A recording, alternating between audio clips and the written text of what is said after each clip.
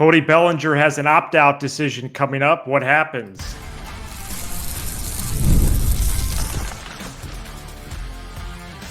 You are Locked On Cubs, your daily Chicago Cubs podcast. Part of the Locked On Podcast Network, your team every day. You are Locked On Cubs, part of the Locked On Podcast Network, your team every day. Alongside Sam Olber, I'm Matt Cozy. Sam and I are lifelong fans, taking our passion into a discussion with you on all things Cubs. Thank you for being part of the show and making us your first listen today. And the best way you can help us grow the show is to listen every day, like the video, and comment anything below. Today's episode is presented by FanDuel. You can start the season with a big return on FanDuel. New customers can place a $5 bet. You'll get started with $150 in bonus bets if you win your first $5 bet. Visit FanDuel.com to get started. We wanted to start off by asking you, how are you feeling about the Cubs right now? We want to try something for our Wednesday for Thursday episode. Send a video of 2 minutes or less to locsoundoff@gmail.com and you could be on the show. Submit that by Wednesday morning, as it will be for our show we will record later that day. Really want to give the voice over to the listener and try that out again on our show. The offseason is quickly approaching as things open up the day after the World Series concludes, as we talk about later in the show. That could be as soon as this Wednesday. Contract options, including players with opt-outs, are required to be exercised or not within 5 days of the conclusion of the World Series. And Cody Bellinger is one of those guys. He could return to the Cubs for 30 M's, or he can opt out, get 2.5 M's on his way out the door, and become a free agent. Multiple places, most notably the Athletics' Sahadev Sharma and Patrick Mooney, have said they expect Bellinger to opt out. And earlier this month, at the end of his season press conference, Cubs president of baseball ops, Jed Hoyer, also said he expected Bellinger to opt out, saying, quote, "He has a lot of options," close quote. Sam, I know earlier this month you had an episode on Bellinger, whether it would be good for the Cubs or not, but I do feel like reality is starting to set in.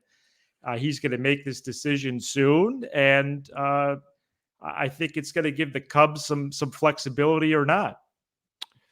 Yeah, I think it is going to be good for the Cubs if it happens. I'm in the camp of, I know that's what everybody's saying. I just am a little bit confused as to why it's such a predicted thing. Like, he did not have a great year this year. He was fine.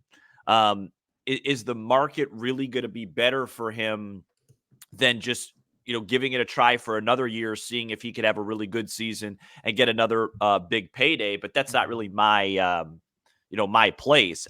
I've been in the position with this where if he opts in, I'm not, like I said, pounding the table in disgust or frustration, but I'm hoping that he opts out, because I just think the Cubs, I can't emphasize this enough. I think the Cubs have been almost transparent in their lack of transparency, in a way, with letting you know that they have a strict financial budget. And whatever that number is. So just opening up the books. And as you put, I think it was last week, whatever number you said, if he opts out, it's a big number. And maybe we could have conversations. And I understand that besides Juan Soto, that the free agency, field isn't that great. But I still think it's better than running this back and saying, okay, you don't have to actually go like for like. Maybe Casey replaces Bellinger, but then you have all that money to go get maybe 2 starters or starting pitchers, or really beef up the bullpen, or be aggressive in trades. I just think the Cubs right now, as a fan, my biggest concern, my biggest frustration of this group is that they're an 83-win team that's stuck. And I think Bellinger opting out would give them a free pass out of being stuck. Yeah, no, I connect with a lot of that. I do think the first thing you addressed was important, because he had an okay year in the 130 games. He was limited to 130 in 23, but he had an excellent year. Right. I just think Scott Boras is in his ear, and he prefers, Boras does, for his players to be on the open market, even though last offseason went at a really odd pace for his players. He's already said he could build his case for Bellinger in free agency by highlighting his versatility, highlighting the weather at Wrigley, how Bellinger could go to another place and easily rebound. But yeah, the Cubs will have about $70 million in payroll space to the first tax, which is 241 this upcoming year. And Fangraphs projects them right now, the Cubs at 170 and some change. That's with including our Brazes, and some of those players might even be non-tendered before that. But I just think, one, if Bellinger opts out, I don't think the Cubs are going to plot for his return like they did last winter. I just get that out of the way now. Yep.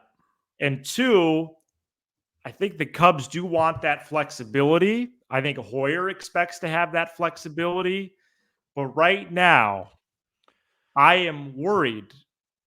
I think worry is the appropriate word for me. I want to see what you think, because I see value at handing over the keys to an Owen Casey, but I just don't see how that can be the route they go if they're trying to increase their win projection to 86, 87, or 88. Yeah. I mean, how would we react if Bellinger opts out and they don't add a regular from the outside? Well, it would have to be like Pete Alonso comes into first, Bush moves over, Suzuki moves over situation. It wouldn't be if Bellinger opts out and they don't add in free agency or financially bring on some money in trades a major bat, then it's a failure. My point is you could still go Casey for Bellinger, but then spend elsewhere. So maybe Bush goes to second. You sign Pete Alonso. So really it's Alonso comes in, Bellinger goes out, and then Casey's if Casey ends up producing, maybe he has as good of a year as Bellinger did last year, and then you win everywhere else type of situation. Does that make sense? It does. I just don't want to dismiss that they only make room for Casey, Shaw, and maybe Ballesteros. Well, I don't think we'll be excited. Oh, well, no. Let's be clear. If Bellinger opts out and they don't use that extra money towards an offensive piece, then it would be really disheartening. Right, even if they double down on pitching, right? Yeah, even if they starter, go get good reliever. Yeah, and because I just don't think Jed's going to spend big with bullpen. I just don't. Right. I don't think that money is going to be there. I think he got peer pressured into doing it with Neris, and he's probably really upset at himself for it. I don't think he's going to spend major money on a reliever unless they really, really feel convicted about a guy. I think it's going to be starting pitching and bats, and you just got to figure out, you have the flexibility. If Bellinger opts out, you could also, you can make a blockbuster trade. You can add on salary. Look, I'll say it, and they'll never do it because of the injury, but like a Mike Trout type of trade. You have the ability to go get any guy you want if you have the financial flexibility to add him on and the prospect capital to give it up. Now, Trout's probably not a great example because he hasn't played a full season in a very, very long time. But my point is you could take a really big swing, and I want to see Jed take a big swing. Yeah, well, that would be quite a swing to go for Trout. There is a scenario where Bellinger comes back, which, by the way, I don't think the Cubs would be disheartened by that at all. And they could still even have an avenue in free agency, but that's where the Bush or Horner trade would have to come into play. Right. Because then Bellinger would move to first, Santander or someone else could go to right, Seiya could stay at DH. So they have some room still to do that if they make trades, but the thing is they don't have the room with the dollars then. Right. And so if Bellinger leaves, then they just have even more wiggle room to add an impactful bat. I think last year I was discouraged by Bellinger's lack of power. Yeah. And I admire him for playing through pain and coming back as he did from not one but two injuries this year, and even getting the 130 games in both seasons. Yep. But the power just went down so much. And I just think we can simplify success in baseball right now. Ball go far, team go far. And the Cubs don't have that. Yep. And they need to add someone that hits home runs, that could be not only a complementary piece, but an elevated piece to all the good players they have. And Bellinger concluded the 24 campaign just saying, "Hey, I'm one of those good guys too." And I don't believe in his return to an elite level talent. I just don't.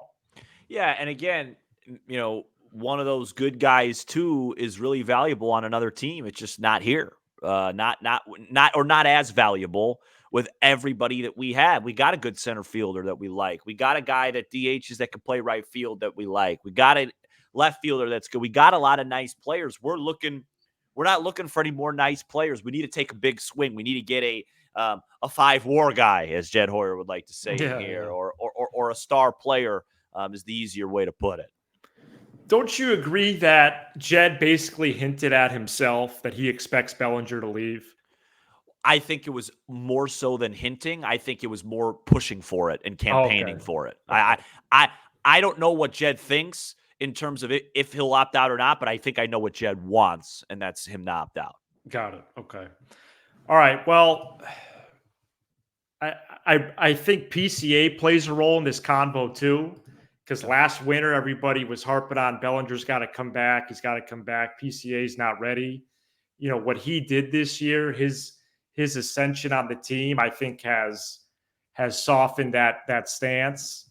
And yeah, that $70 million number just stares at me in the face right now. If the Cubs really do have that to work with, just how much better they can get. So the offseason's quickly approaching. I did want to go through some offseason dates because once the last out of the World Series is made, things move quick.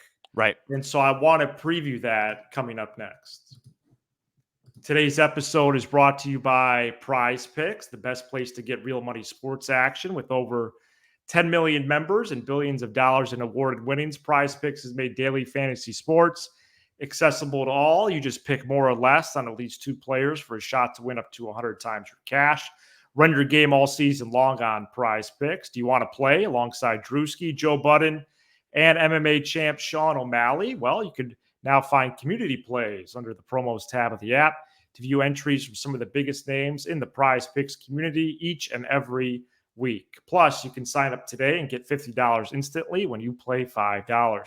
You don't even need to win to receive the $50 bonus. It's guaranteed. Prize Picks is the best way to win real money this football season. Which players are going off, which ones aren't. Make your picks in less than 60 seconds and turn your sports opinions into real money all season long on Prize Picks. Download the app today and use code LOCKEDONMLB to get $50 instantly after you play your first $5 lineup. Prize Picks, run your game. All right, the offseason opens up the day after the World Series, and with the Dodgers up 2-0 on the Yankees, that could be as soon as this Wednesday. The latest it would be is at the end of this week on Sunday, November 3rd, if the World Series goes all 7 games. So let me go through a few of these, Sam. First of all, the trade market opens back up the day after the World Series. Qualifying offers, we could skip that one because the Cubs don't have any of those candidates right now. Although the deadline to accept is Tuesday, November 19th for that rare player or two that might accept that. All right, here's the big one that MLB confirmed over the weekend. Non-tender deadline is Friday, November 22nd. When a team non-tenders a player on its 40-man, they automatically become a free agent. Yep. Most of the time, this happens to players who are arbitration eligible, but could also happen to players who are not. And the team feels like they could cut ties with them and open up a roster spot. This could be like the Matt Mervises of the world in the next few weeks, Brennan Davis. Yep. But then there's also the ARB guys like Talkman, you mentioned Friday, Wisdom, and others. And the Cubs have a ton of these candidates. Too many. So it's important to highlight the trade market opening because some of these dudes could also be traded for a bag of baseballs or whatever instead of just being let go for nothing by the 22nd of November. The GM meetings begin next Monday, the 4th, and then the winter meetings begin Monday, December 9th. Right now, what I'm looking at, the Cubs could have a very different roster in the next 3-4 weeks with how many guys they could just get rid of. Yeah, why don't you feel like it's time on the wisdom front? It's time on wisdom. Yeah. You could see a case for like an Alzolay, Almonte, all these other guys that they just got at the end of last year. I mean, who cares? I would err on the side of just get rid of all of them. Don't even bring any of them back besides Talkman. I got to be real. Maybe Merriweather, maybe. But we'll go through that list of guys. Yeah, or we could go through them now. Yeah, let's do it now. I don't really think I want to do it a second time. All right. Here, you name them and I'll go keep or move on from. All right, so Cubs have 14 ARB eligible players, which is a ton. And again, they have guys that are under control, but I think they probably should cut ties like a Mervis. Right. All right, here we go. Yency Almonte. I think that's probably going to be a keep. Okay. Well, at least I'm not predicting what I would do. I mean, he was showing signs until he got really hurt. Now, I think he's a person where I put on my offseason nerd hat. They non-tender him, but then they agree to a lower deal with him for like 2 or 3 years. Yeah, right. Something like that. Okay. Adbert Alzolay. Yeah, I don't want to do this. Okay. I'm not going to go. Just go through them all. Christian Bethancourt, he's gone. Yeah, right. Colton Brewer, gone. Yeah. Him and his broken hand. Yeah, he's gone. Jimmy Hergetz. Who the heck is this? They claimed him on September 13th from the Braves and stashed him. He should be gone. Nick Madrigal, gone. Okay. Julian Merriweather's ARB projections only 1.5 M's, so I think he's going to stay. Isaac Paredes, he's not being non-tendered. No. Okay. Nate Pearson, I would say, is back. He's a lock. Justin Steele, Mike Talkman. Hopefully a lock, but right, not a lock. Not a lock, but hopefully. Here's a good one. Keegan Thompson. Yeah, I'm ready to move forward. I think so, right? On that. Yeah. Trey Wingenter, gone. Patrick Wisdom, gone. Well, we'll see on that. I think so. And that's it. That's it for the ARB eligible guys. So, yeah, I don't think there's really any in-betweeners on there. Do you? Maybe Alzolay. Maybe Alzolay and Almonte. Alzolay and Almonte would probably be tweeners.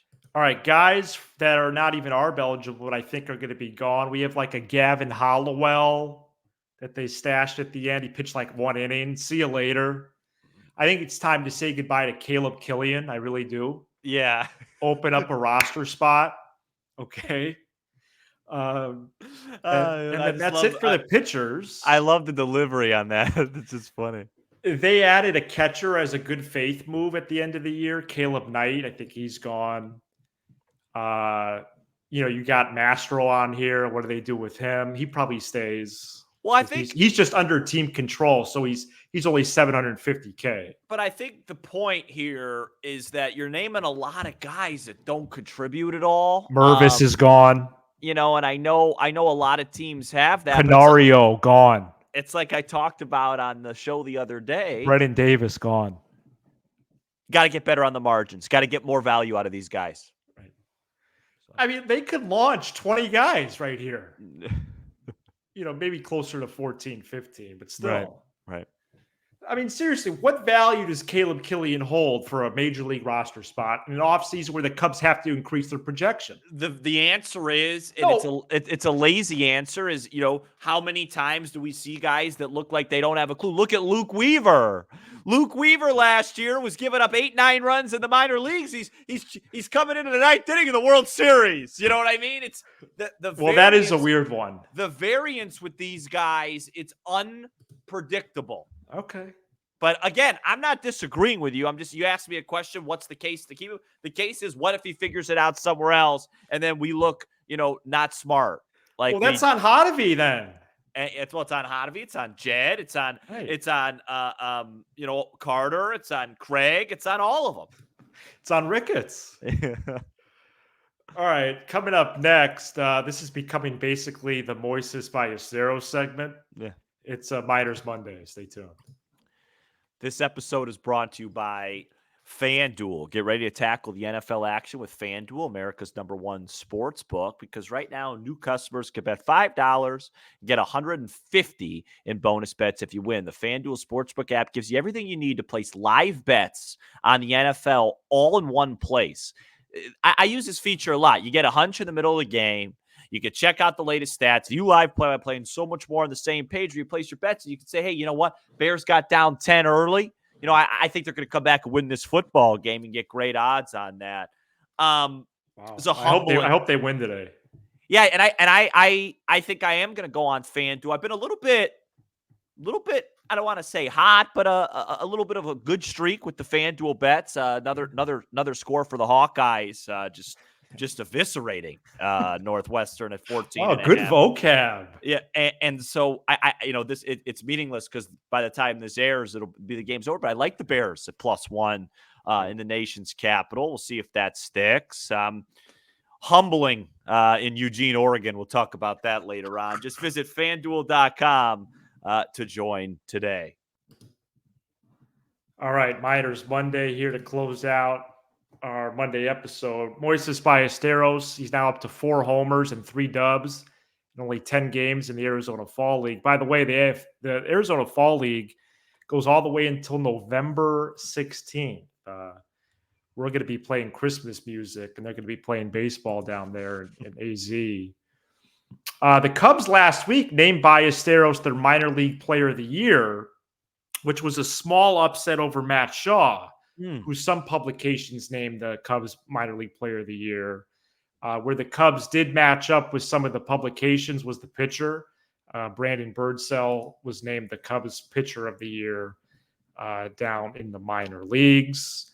And that's it. Yeah, I mean, I'm really interested. It